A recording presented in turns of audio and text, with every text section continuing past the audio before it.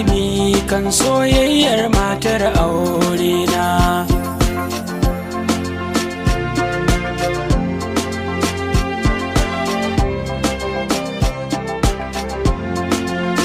Da fari zan je na Abuja na shiga mota, na yi shiri ne zani ziyarar wata yayata.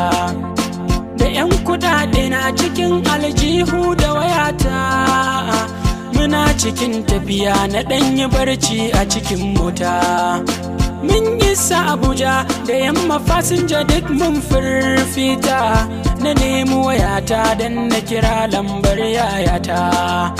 Sai na ga babu sannan kuma ba wallet ɗita, sai na rikice don ba waya da kudade na.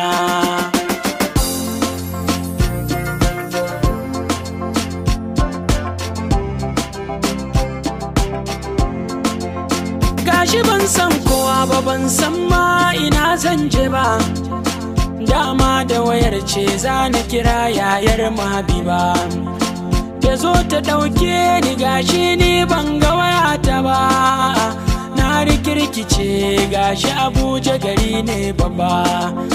Dadin dadawa ni ban san sunan layin ba, na dade a tsaye ina ta tunani ina ta duba. Aka kira sallah na je ni yin sallar magariba, da dawowa na tarar an ɗauke jakar kayana.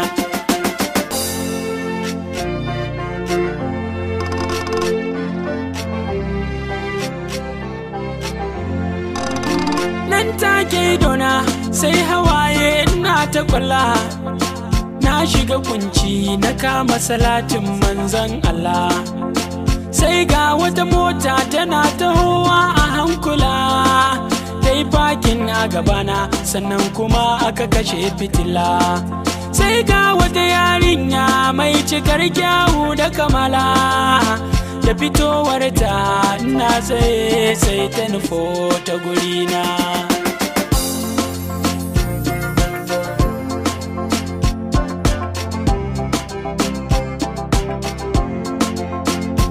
Shiga cikin motar ta na zauna mun gaisa, ta ce tarkonta ya kamo babban gausa.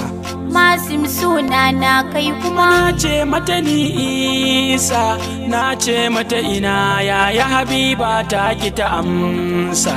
Sai ta ce mini ni kake ta kira ya kun farfesa, abba na da jira a gida zan kawo sirkinsa.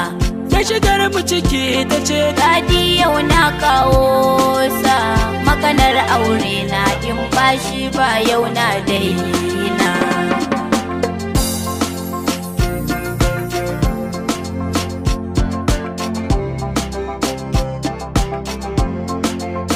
Na shiga rudani bacci ne ko kuma farki ne, na je ni gurin yaya tashe arshin aure ne. Bayan na kwana baban ta ce ni dan wane ne, na gaya masa ya ce ya bani mahasin musir kai ne. Da na sauka ta shagarin John sannan ni na gane, ban karbi nambar ta ba dan na zama tamkar hoto ne. Ban tuna adres na gidansa Abuja ni bako ne. Mai sauraro yaya zan yi gidansu na kai 'yan uwana.